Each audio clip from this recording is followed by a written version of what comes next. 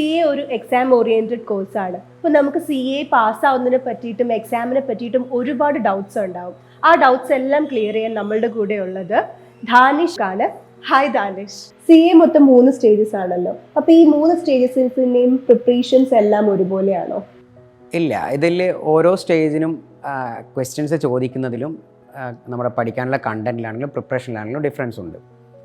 ഇതിൻ്റെ first stage എന്ന് പറയുന്നത് ഫൗണ്ടേഷൻ സ്റ്റേജാണ്. ഫൗണ്ടേഷൻ സ്റ്റേജിൽ നമുക്ക് പഠിക്കാനുണ്ടാവുന്ന പേപ്പേഴ്സിൽ വലിയ ഡെപ്തിൽ പ്രാക്ടിക്കൽ ആപ്ലിക്കബിലിറ്റിയോ അല്ലെങ്കിൽ കോൺസെപ്ച്വൽ നോളജോ ടെസ്റ്റ് ചെയ്യുന്നില്ല. അവിടെ കുറച്ചുകൂടെയൊക്കെ നമ്മുടെ കാൽക്കുലേഷൻ പവർ എങ്ങനെയാണ്, അല്ലെങ്കിൽ നമ്മുടെ മെമ്മറൈസ് ചെയ്യാനുള്ള കപ്പാസിറ്റി എന്താണ്, അതാണ് കുറച്ചുകൂടെ ടെസ്റ്റ് ചെയ്യുന്നുണ്ടാകുക. ഫൈനലിലേക്ക് എത്തുമ്പോൾ അത് കുറച്ചുകൂടെ സിവിയർ ആവും. അതിൽ പൂർണ്ണമായും നമ്മൾ പഠിച്ചിട്ടുള്ള സബ്ജക്ട്സിലെ കോൺസെപ്റ്റ്സിനെ അപ്ലൈ ചെയ്യാന്നുള്ള രീതിയായിരിക്കും സ്വീകരിക്കുന്നുണ്ടാകുക. ഈ പ്രോബ്ലം പേപ്പർ എങ്ങനെയാണ് എക്സാംസ് വരുന്നത്, അല്ലെങ്കിൽ തിയറി പേപ്പേഴ്സ് എങ്ങനെയാണ്? രണ്ടിൻ്റെയും ഡിഫറെൻ്റ് ആയിരിക്കുമോ? രണ്ടിൻ്റെയും അപ്രോച്ച് തന്നെ രണ്ടാണ്. ഇൻ്റർമീഡിയറ്റിലാണെങ്കിലും ഫൗണ്ടേഷൻ സ്റ്റേജിലാണെങ്കിലും നമ്മളോട് പെർട്ടിക്കുലർ ഇപ്പോൾ ലോ ആണ് എക്സാമ്പിൾ പറയുന്നതെങ്കിൽ ഓരോ സെക്ഷൻ്റെ അകത്തുള്ള കാര്യങ്ങളായിരിക്കും ചോദിക്കുന്നുണ്ടാകുക. അല്ലാതെ അതിലൊരിക്കലും നമ്മളുടെ ഇൻ്റർപ്രിട്ടേഷൻ വെച്ചുകൊണ്ട് ആൻസർ ചെയ്യേണ്ടി വരുന്നുണ്ടാവില്ല.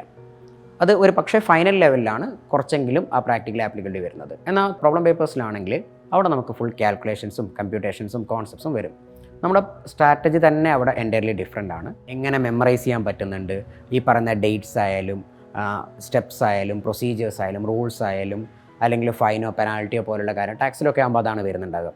അതേപോലെ ലിമിറ്റേഷൻസ് പറയും, സ്ലാബ് ലിമിറ്റ് പറയും, ഇതിൻ്റെ മേലേക്കാണെങ്കിൽ നമുക്ക് ടാക്സ് വരുന്നത് വേറെയാണ് എന്നൊക്കെ പറഞ്ഞിട്ടുണ്ടാവും. അപ്പോൾ അങ്ങനെയുള്ള സ്ഥലങ്ങളിൽ നമുക്ക് മെമ്മറൈസ് ചെയ്യേണ്ടി വരുന്നുണ്ടാകും. അതാണ് തിയറി സൈഡിലേക്ക് വരിക. പ്രോബ്ലം സൈഡിലാണെങ്കിൽ നമ്മളത് ചെയ്ത് പഠിക്കേണ്ടി വരും. നമ്മൾ ഒരു ക്വസ്റ്റ്യനിലോ 2 ക്വസ്റ്റ്യനിലോ പഠിച്ചിട്ടുള്ള കോൺസെപ്റ്റ്സിനെ ക്ലബ് ചെയ്തിട്ടായിരിക്കും 3rd ക്വസ്റ്റ്യനിൽ ടെസ്റ്റ് ചെയ്യുന്നുണ്ടാകും. അപ്പോൾ നമ്മൾ ഫസ്റ്റ് ക്വസ്റ്റ്യനിൽ പഠിച്ചതിനെയും സെക്കൻഡ് ക്വസ്റ്റ്യനിൽ പഠിച്ചതിൻ്റെയും അല്ലെങ്കിൽ ഫസ്റ്റ് ചാപ്റ്ററിൽ പഠിച്ചതിൻ്റെയും സെക്കൻഡ് ചാപ്റ്ററിൽ പഠിച്ചതിൻ്റെയും ഒരു മിക്സ്ഡ് വേർഷൻ വേണ്ടി വരും നമ്മൾ ആ സിറ്റുവേഷൻ മനസ്സിലാക്കി അപ്ലൈ ചെയ്യാൻ.